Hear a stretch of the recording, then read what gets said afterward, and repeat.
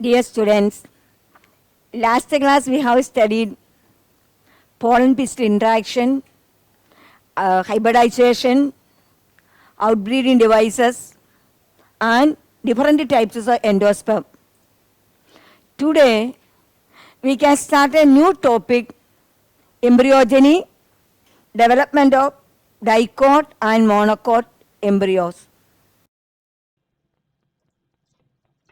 Embryogeny, it is the development of embryo from the zygote. See, this is the micropyle region. After fertilization, zygote is formed, and the development of the zygote is taking place after the formation of certain amount of endosperm. Because developing embryo needs nourishment. For that, endosperm development is taking place. And see, this micropyle end, this embryo is development is taking place. And when we study about the development of the embryo in dicot and monocot, externally we observe both the dicot and monocot features are differ greatly. But mode of embryo development, especially in the early stage of the embryo development, there is a lot of similarity between the dicot and the monocot embryo. See how the process of development of the embryo taking place in the dicot. So this is the micropyle region of the embryo sac, and here the zygote is formed. First, this zygote, this is the zygote is taken out. The zygote undergoes a transverse division to form two cells.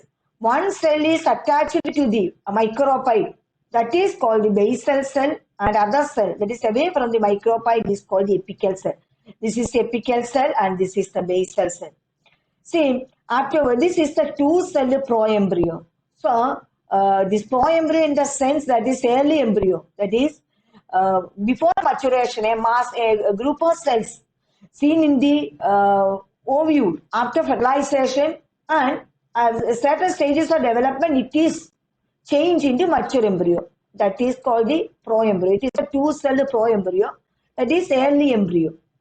And of this two-celled proembryo, this basal cell undergoes number of transverse division to form 6 to 10 cells. These 6 to 10 cells of this the topmost cell, that is cell that is seen at the micropylar end, that is called the this suspensor, or this entire cell is called, entire cells are called suspensor cells.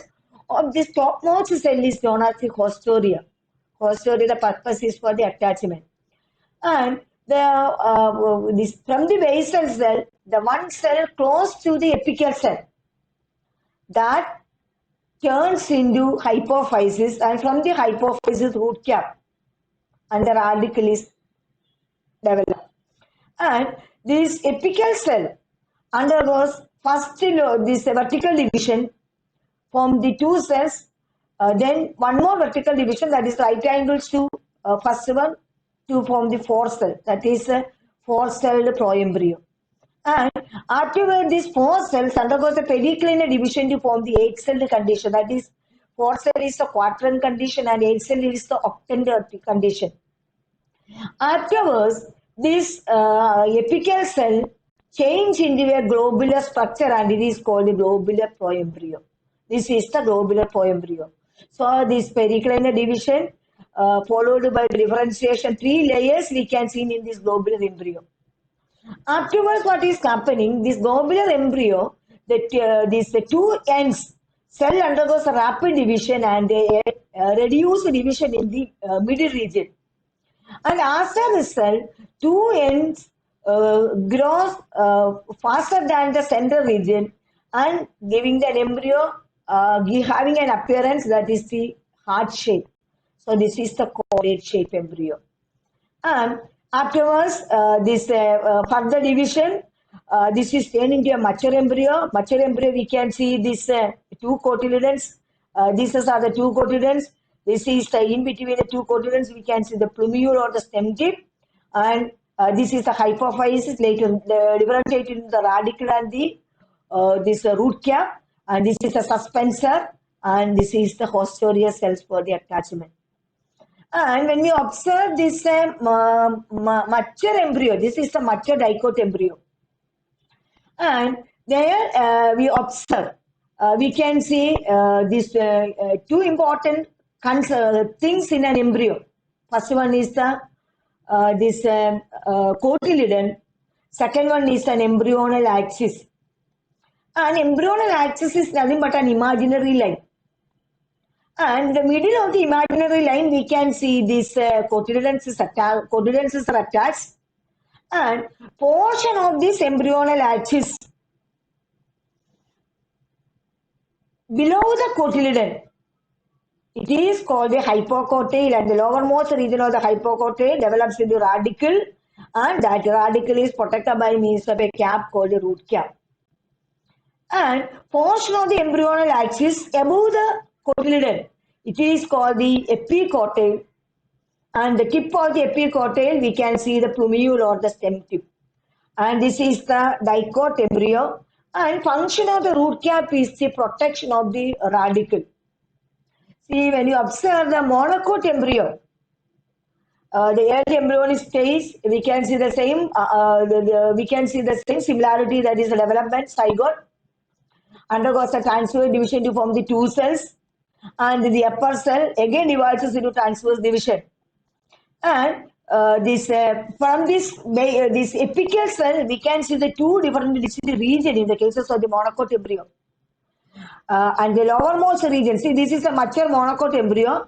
See, here we can see only one cotyledon, and this cotyledon is laterally placed on the embryonal axis. On the one side of the embryonal axis, we can see the laterally placed cotyledon. That is called the scutellum. And this portion, the lower region of this embryonal axis, we can see the radicle, and here we can see the root cap, and this region is called the hypocotyl region. And a portion of the embryonal axis where scutellum is attached, portion that above that attachment is called the epicotyl, and epicotyl region we can see the plumule. The one important thing of this monocot embryo is both radicle and plumule, both are protected by means of a specialized sheath called coleoptera and coleoptase. The sheath we can see in the radical region, this is called the coleorhiza. Just above that we can see the root cap, then internal to this one we can see the radicle. And in the cases of this epicotyl region, that is in the cases of the above the cotyledon, that is above the cotyledon, the embryonal axis, we can see the plumule, and the plumule is protected by means of the leaf primordia. And here also it is covered by a sheet called the coleoptile. Coleorhiza and coleoptiles, both are the protective sheet of the plumule and the radicle.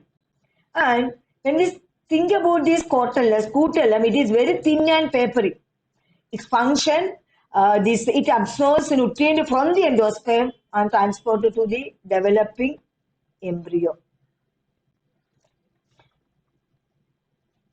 And next we are dealing with this seed. So when we study about the seed, after fertilization, ovule turns into seed and ovary into fruit. So, depending upon the amount of nutritive tissue, whether the nutritive tissue is present in the seed or not, these angiospermic seeds are of two different types, endospermous seed and non-endospermous seed. In endospermous seed, food material is stored in the endosperm. And the dicot, we can see the endospermous seed, that in castor, poppy, and custard apple, where the food material is stored in the endosperm. Whereas this is an endospermous seed, this is a castor seed, and here we can see the cotyledon is thin and papery. Here food material is storing in the endosperm, and in the micropyle region we can see an outgrowth, that is called the caruncle. And whereas in the non-endospermous seed, food material is storing not in the endosperm, but it is in the cotyledon. So, non-endospermous seed, cotyledons are thick and fleshy due to the storage of the food material. And when we think about a seed, whether it is a monocot or a seed or a dicot seed, seed is protected by means of a thick covering. So that seed is having a thick protective covering is called the seed coat. Internal to the seed coat, we can see the embryo. In addition, we can see this cotyledon. That is, some cases cotyledon is thick and fleshy. Some cases cotyledon is thin and membranous. Depending upon the number of cotyledons, angiospermic plants are also two types, dicot and monocot. This is a dicot plant. Two cotyledons are there. This is a monocot. This is an onion seed. And when you study about this dicot and monocot, this dicot, non-endospermous seed, example is the groundnut, pea, beans, etc. Whereas in monocot also we can see endospermous and non-endospermous seeds. Endospermous seeds we can see in the rice, wheat, coconut, etc. Non-endospermous seeds we can see in the orchids, vallisneria, etc. And when you see about the study the structure of the seed, see when you think about this seed, in some plants like pepper, beet, and this pepper and beet, we can see arachidnut also. We can see this persistent nucellus. So the function of the nucellus is the nourishment of the developing embryo. Or during the embryo's development, it utilizes all the food material presenting in the nucellus. But some cases, a certain amount of food material is presenting in the nucellus and that nucellus is persistent in the seed.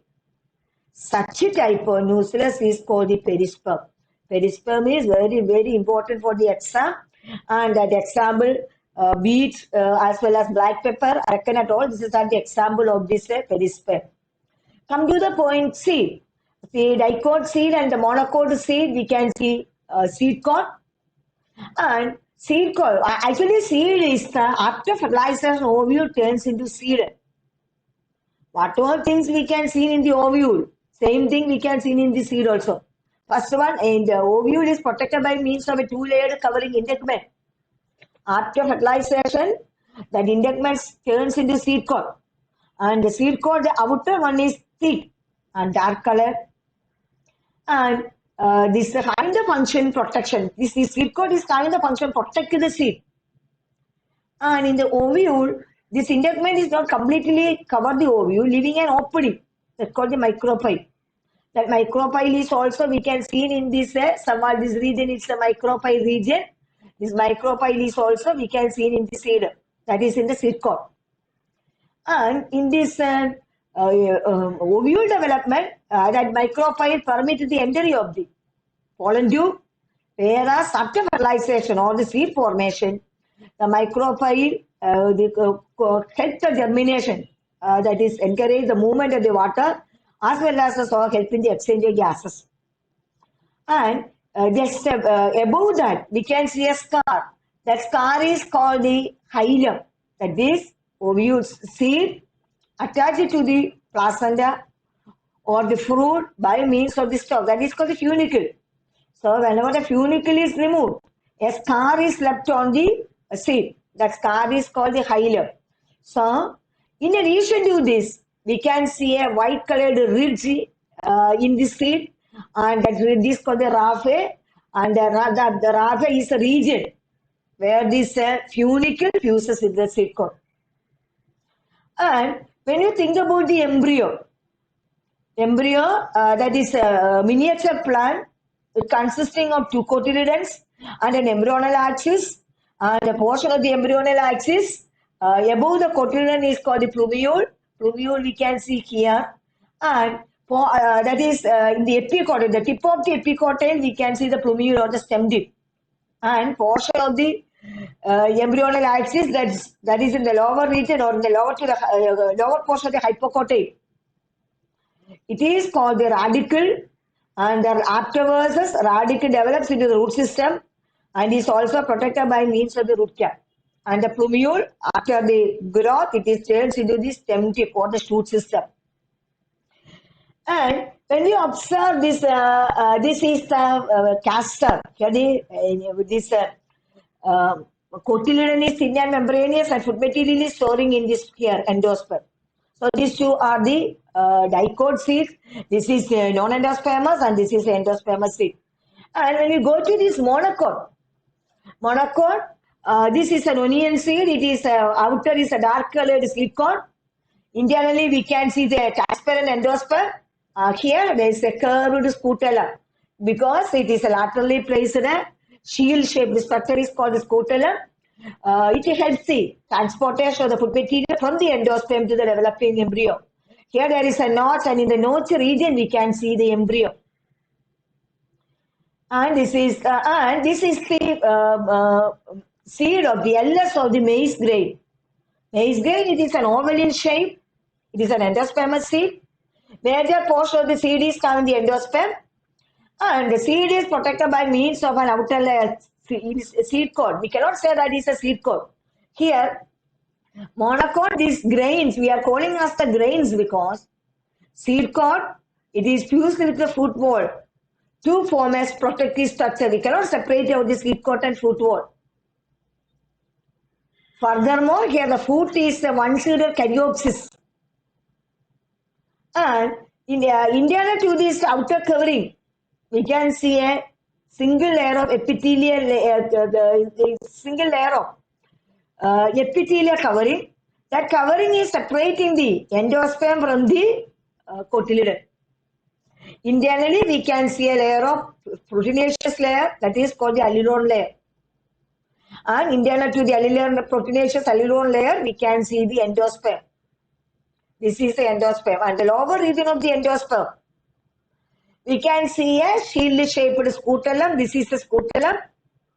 The scutellum is attached to the embryonal axis, and one side of this scutellum, we can see this embryo. And this is the plumule, that is a stem tip. And this is the radicle, and this is the radicle. And this is the root cap, and this is the radicle, and this is protected by means of a sheath. The sheath of the radicle is called the coleorhiza, and sheath of the plumule is called the coleoptile. See, this is the protective sheath of the monocot. So, examination also we may get a question, that is how the radicle of the monocot seed is protected. And what's the function of the scutellum? Scutellum, its function, it absorbs the endosperm, nutrient food material from the endosperm, digest because it contains enzyme, digest and transported to the developing embryo. And next we have to see the fruit. What is a fruit? After fertilization, ovary turns into fruit. Ovary wall turns into fruit wall, that is called pericarp.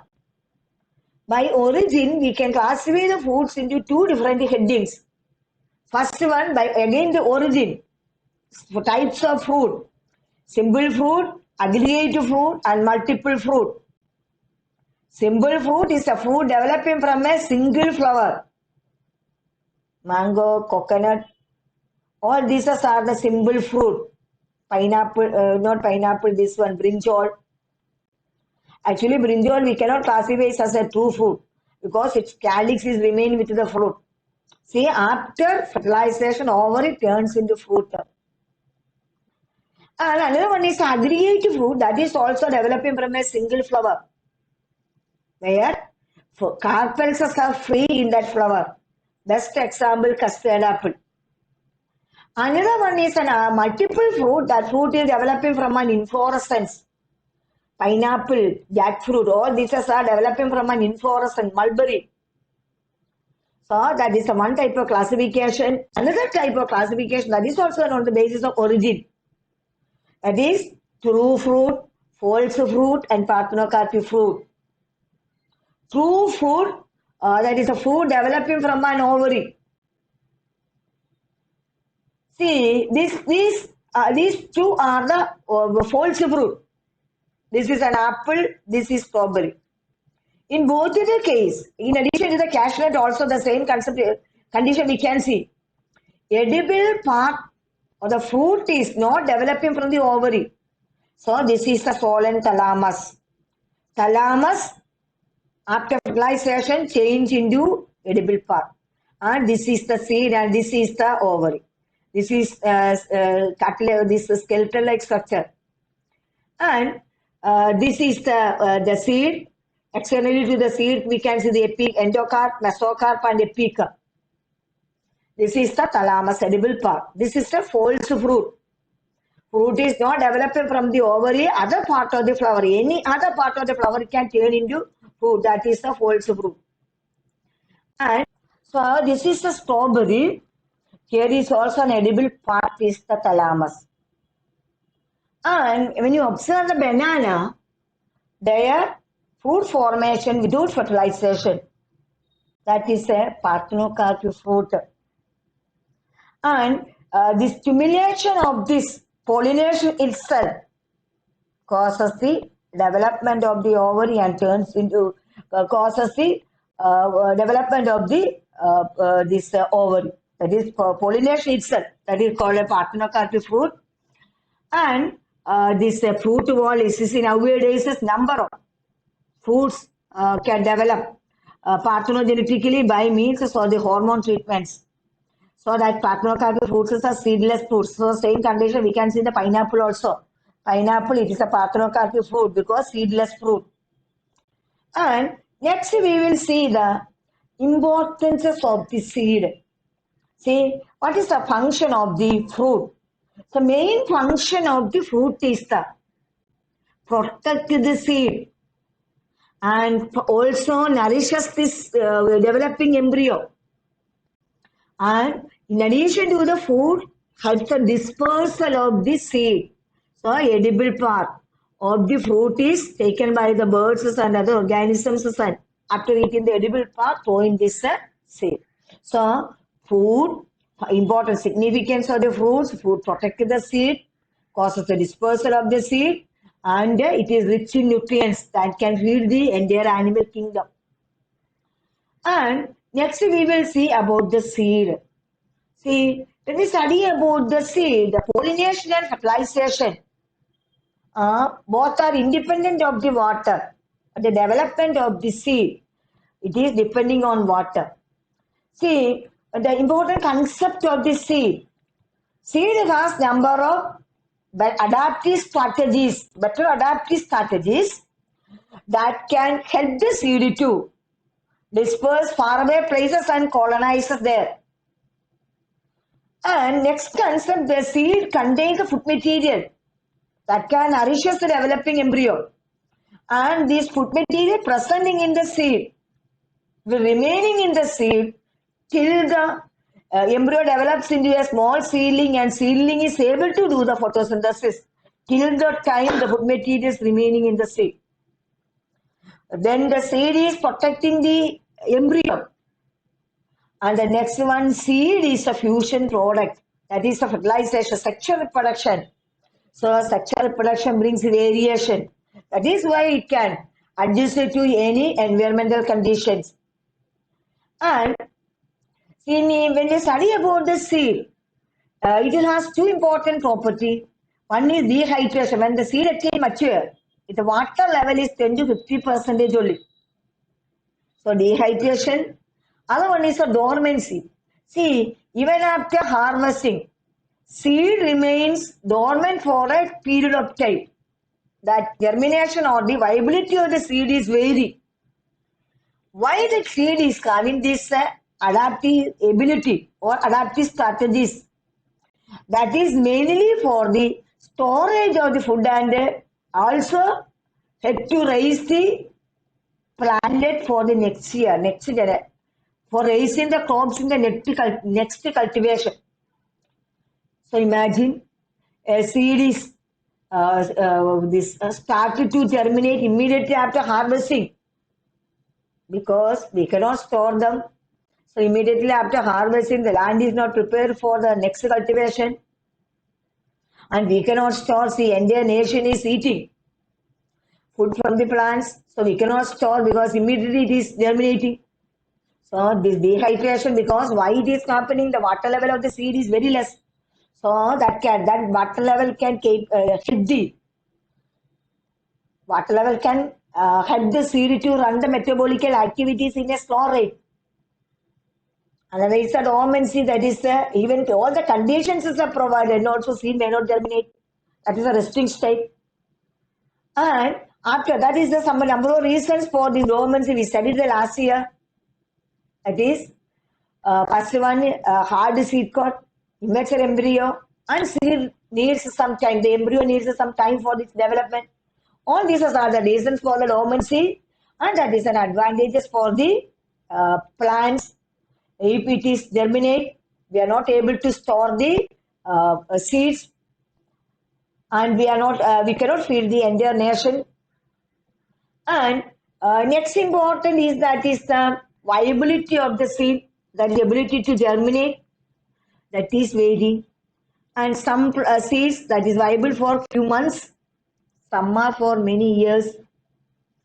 One is Lupinus arcticus, that is excavated from the Arctic tundra. Excavated from the Arctic tundra. That is 10,000 years of the dormancy. That is germinator, flower, seed formation took place. Another one is Phoenix dactylifera, that is excavated from the Herodes Palace near the Dead Sea. 2,500 years of dormancy, that also germinated, and flower formation took place. So these are the importances of the seed. Students, we have studied embryo, seeds and fruits, types of fruits, etc. You have to read the lesson carefully and prepare a note of it.